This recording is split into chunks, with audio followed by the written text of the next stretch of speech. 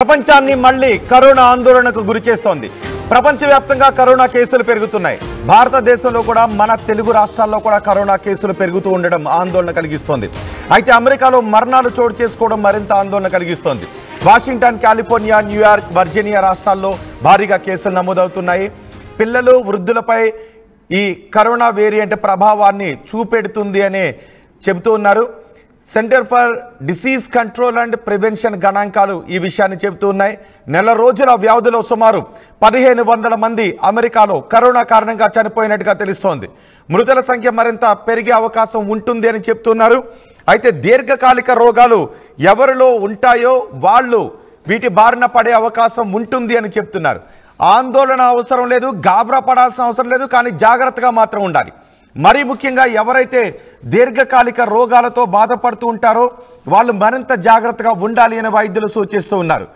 దీర్ఘకాలిక రోగాలతో ఉన్నవారు కరోనా బారిన పడితే వాళ్లకు మరణాలు సంభవించే అవకాశాలు మిగిలిన వారితో పోల్చుకుంటే కొంచెం ఎక్కువగా ఉండే అవకాశం ఉంటుంది. కాబట్టి జాగ్రత్త తీసుకోండి, గాబరా ఆందోళన మాత్రం పడద్దు అని చెబుతున్నారు. అయితే ప్రస్తుతం వ్యాప్తి చెందుతున్న వేరియంట్ ఏంటో తెలుసా? ప్రస్తుతం ఈ వ్యాధి ఎక్కువగా వ్యాపించడానికి కారణం ఏంటో తెలుసా? ఆ వివరాలు ఇప్పుడు నేను మీకు చెప్పబోతున్నాను.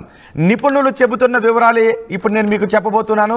ప్రస్తుతం కరోనా వ్యాప్తికి కారణం NB181 వేరియంట్ అని అధికారులు చెప్తున్నారు, వైద్య అధికారులు చెప్తున్నారు. ఈ కారణంగానే కరోనా కేసులు అధికంగా పెరుగుతున్నాయని చెప్తున్నారు. ఇండియా, చైనా, ఆసియా దేశాల్లో ఇదే వేరియంట్ కేసులు నమోదవుతున్నాయి. అమెరికాలో మాత్రం కొంచెం మరణాలు ఎక్కువగా నమోదవుతున్నాయని. గతంలో కూడా మొదటి వేవ్లో అమెరికాలో ఎక్కువగా మరణాలు చోటు చేసుకున్న దృశ్యాలు మన కళ్ళ ముందు ఇంకా మెదులుతూనే ఉన్నాయి. అమెరికాలో ఏకంగా సామూహిక ఖననాలు జరిగాయి.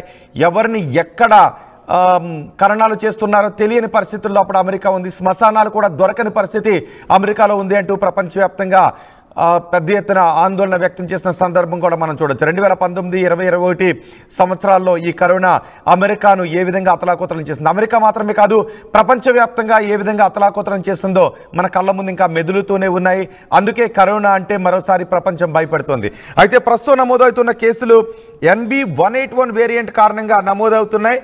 ఆందోళన, గాబరా అవసరం లేదు, కానీ ఖచ్చితంగా మాత్రం జాగ్రత్తలు పాటించాలి అని వైద్యాధికారులు సూచిస్తున్నారు.